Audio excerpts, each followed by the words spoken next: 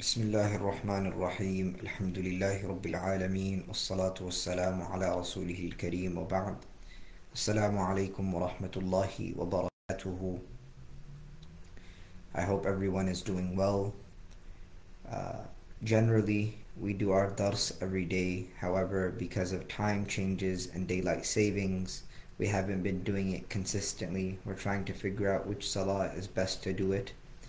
We did lesson 6 a few days ago during the weekend. However, we never got a chance to record it. So inshallah, this will be the recording, bi'idhnillahi ta'ala. And today's topic is patience when it comes to seeking knowledge and having and choosing friends that are beneficial when it comes to seeking knowledge. The author, he begins by saying, وَاعْلَمْ أَنَّ الصَّبْرَ وَالثَّبَاتَ أَصْلٌ كَبِيرٌ فِي جَمِيعِ الْأُمُورِ. That know that patience and perseverance are two foundational elements when it comes to every matter of life.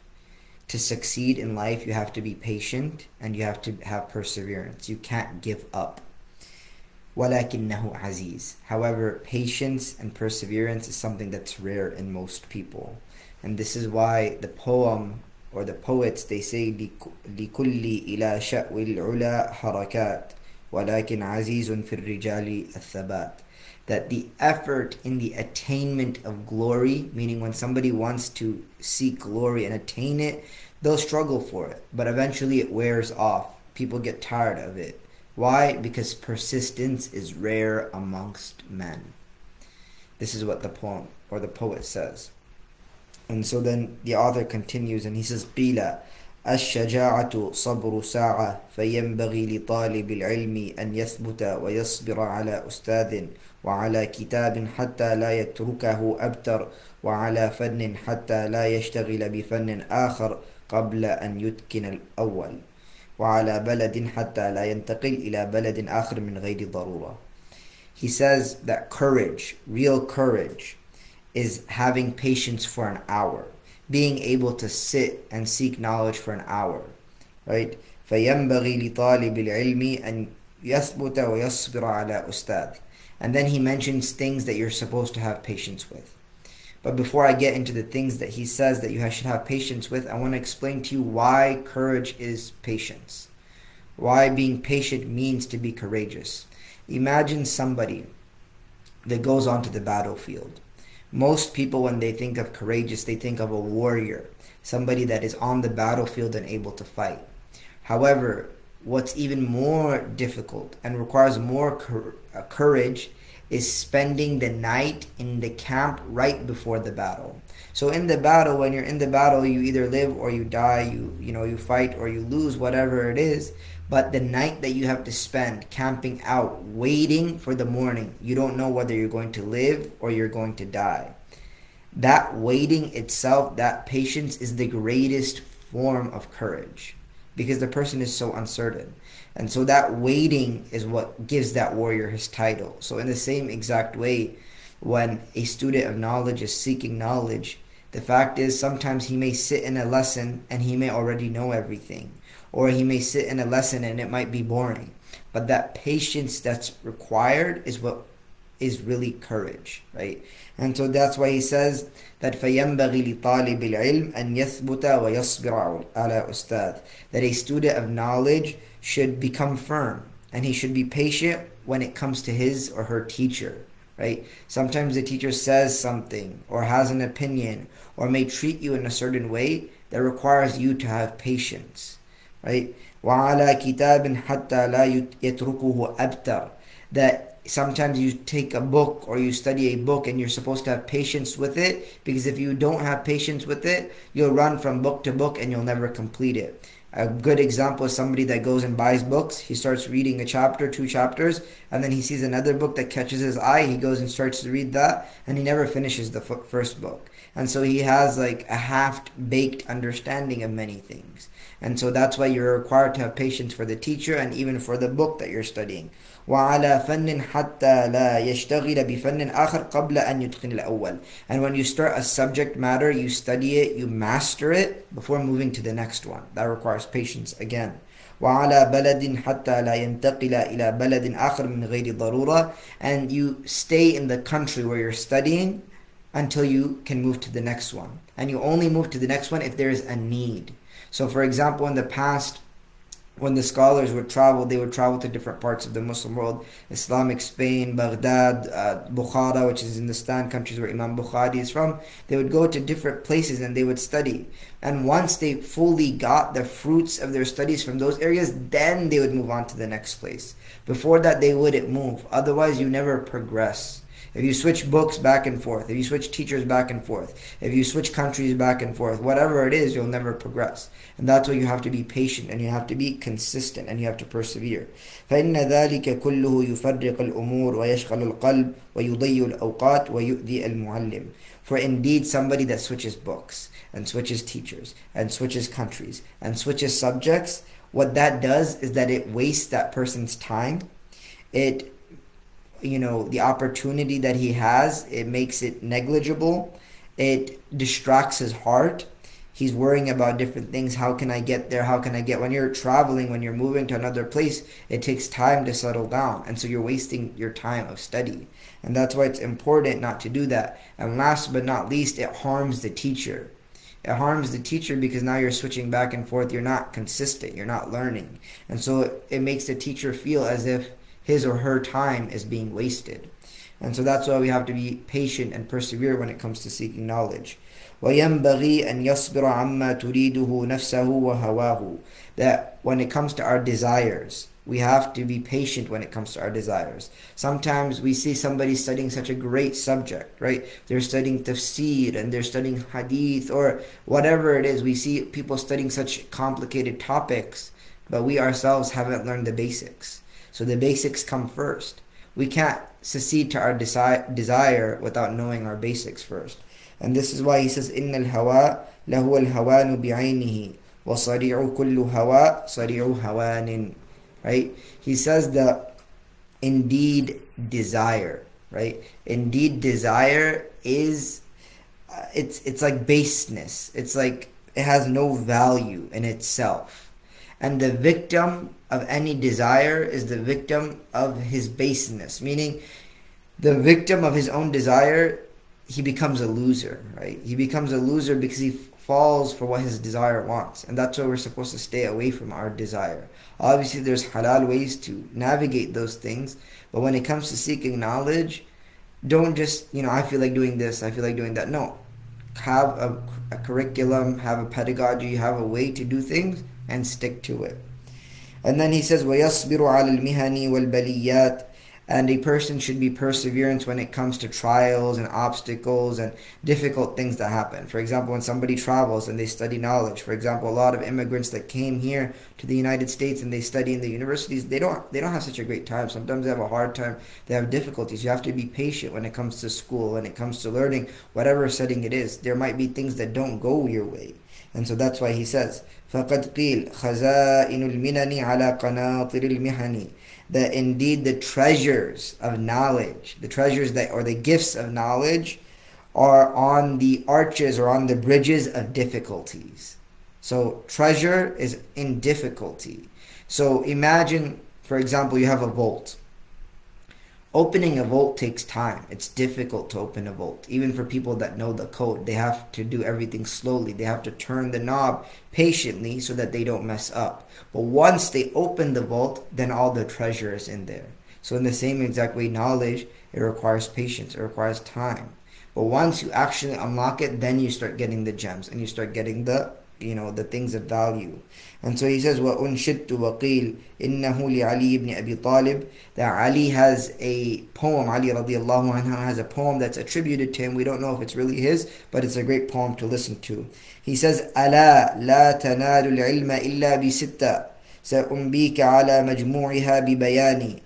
Should I not tell you, or listen, I'm going to tell you that to attain knowledge, there are 6 things that you must do. And I'm going to inform you of what they are and explain them.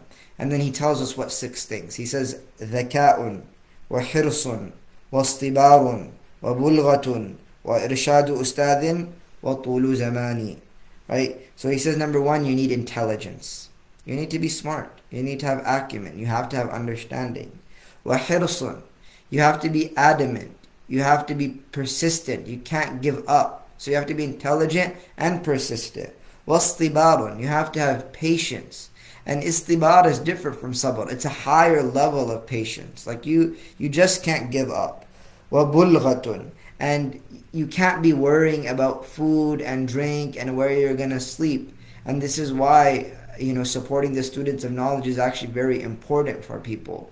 They shouldn't have to worry about their food or how they're going to do that or how they're going to do this, right? Because their job is to seek knowledge, right? وَإِرْشَادُ أُسْتَاذٍ. And number 5 is the guidance of a good teacher. And the last thing is وَطُولُ زَمَانِ.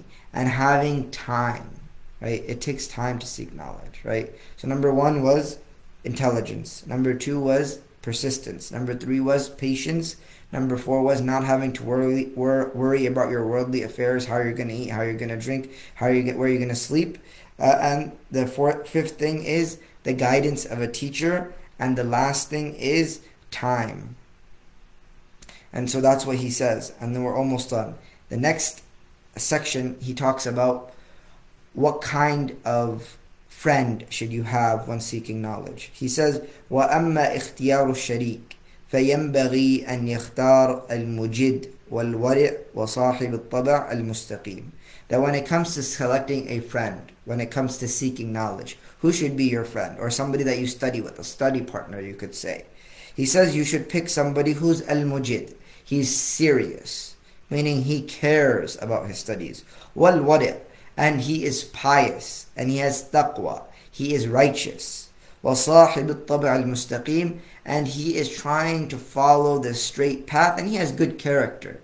Right? You can have somebody who's smart and somebody who's pious, but if they have bad character, you can't really work with them, right? And so you have to have those 3 qualities. Then he tells us which student to stay away from, or which partner, study partner to stay away from. He says, وَيَفِرْ مِنَ الْكَسْلَانِ. You should run away from those people that are lazy, because they'll make you lazy by association. وَالْمُعَطِّلِ. Somebody who neglects his studies, who says, oh, let's just go sit around, let's go chill, let's go play, let's go do this, whatever it is. And he takes you away from his studies because he himself is not focused, or she herself is not focused. وَالْمِكْثَارِ. And this is the most dangerous one. Somebody who speaks and talks a lot, right? They spend all their time talking about that person and this person and arguing and all of these different things, meaning they can't stop talking.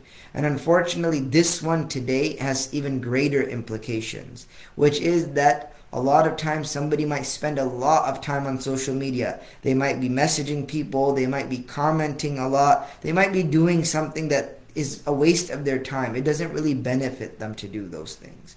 So staying away from that type of person, somebody that talks a lot, right? So number 1 was lazy. Number 2 was somebody who's negligent of his studies. Number 3, somebody who talks a lot. And number 4 is al-mufsid, somebody who causes corruption, he causes animosity between people, he causes fights, he causes grudges, he causes feuds. Wal-fattan, the one that is a troublemaker, right? He's a troublemaker between people. All of these types of students you're supposed to stay away from. And an example of that is somebody tells you that, hey, don't listen to this scholar, or don't listen to this person, or stay away from him. Those types of people, they're just trying to cause feuds in between students and between people. Stay away from that type of people. Any scholar that attacks other scholars is not a scholar in himself, right? You can talk about what's right and what's wrong, that's fine, but attacking other people is not the prerogative of anyone.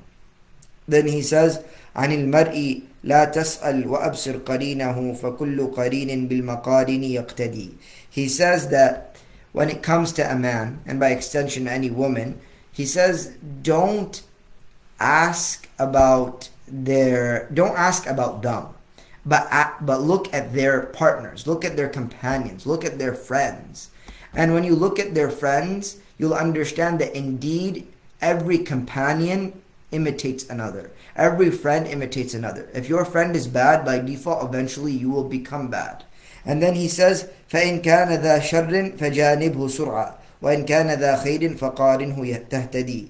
That if that person is evil, if that friend is evil, then quickly stay away from him. Shun him. Stay away. Don't get near him.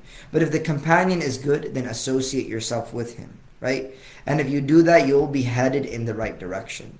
Meaning it's very important that we watch who we associate ourselves with when we are studying. Then he says, لا تصحب الكسلان في حالاته كم صالح بفساد آخر يفسد عدوى البليد إلى الجليد سريعا كالجمر يوضع في الرماد فيخمد. He says that do not accompany the lazy one in any situation. And then he gives us the reason. He says, كم صالح بفساد آخر يفسد. How many righteous people were ruined or were corrupted by somebody else's corruption, by somebody else's mistakes, right? And then he said, عدوى البليد إلى الجليد سرعة. That the disease of the idiot, spreads to the intelligent person very fast if they associate with him. And then he gives the example. He says it's like when you put coal, like hot coal, inside ash or inside, the things to cool it down. It cools down really fast. So just like that, the intelligent person, if he's surrounded with people that are not of his like or people that don't share the same exact seriousness as him and they're lazy, eventually his seriousness, his intelligence will eventually go away. Right? Just like how the coal gets cool when you put it in ash. Right? And then he says, وقال صلى الله عليه وسلم كل مولود يولد على فطرة الإسلام إلا أن أبويه يهودانه أو ينصرانه أو يمجسانه. He says that he mentions a hadith. He says that every child is born on Islam, is born on the fitrah or the natural dispensation or the natural inclination towards Islam, except that his or her parents make him a Christian or make him a Jewish person or make him a pagan. Meaning you become what you are associated with. Right? He's giving that as proof that if you associate with lazy people, you'll become lazy. If you associate with serious people, you'll become serious. If you associate with people that follow a certain faith, you'll become like them. Right? And so this is what he's trying to say. And then he finishes off with some very beautiful lines. He says, إِن كُنْتَ تَبْغِي الْعِلْمَ مِنْ أَهْلِهِ أَوْ شَاهِدًا يُخْبِرُ عَنْ غَائِبِ. That if you are seeking knowledge, right? If you are seeking knowledge from those who possess it, or from a witness or someone who tells you what you don't know, right? Then what should you do? You should appraise or you should praise the country that you're in. Because that country or the place that you're seeking knowledge is the one that provided you with that scholar that could teach you, or that institution that provided you with the scholar that can teach you, or somebody that told you that, hey, you're missing this or you need to work on this and stuff like that. You should praise that land that you're in itself. And then he says, وَاعْتَبِرِ الصَّاحِبَ بِالصَّاحِبِ. That whenever it comes to looking at other people, consider every companion based off of his companion. Meaning, if you want to know if someone is serious, look at his friends. If you want to know if somebody's good, look at his friends. Right? And so he finishes off this whole section for one purpose only. To teach us that, number one, we will be the types of students that we associate with. That's all he's trying to say. If you're with good people, you'll be good. So that's number one. And number two is what we started in the beginning, which is patience and perseverance in your seeking of knowledge. These are two major keys when it comes to seeking knowledge. May Allah subhanahu wa ta'ala allow us to be persistent in our seeking of knowledge. May Allah subhanahu wa ta'ala allow us to surround ourselves with good company. And may Allah subhanahu wa ta'ala accept from us our seeking of knowledge. سبحانك اللهم وبحمدك نشهد أن لا إله إلا أنت نستغفرك ونتوب إليك. السلام عليكم. Inshallah, once we figure out a designated time, we'll do lesson 7 بإذن ta'ala, and I will notify the community via the WhatsApp group بإذن ta'ala. If you're not in the WhatsApp group, you can send us a message at the Islamic Society of Greenville, or you can message me as well, whatever is easy for you. Assalamu alaikum.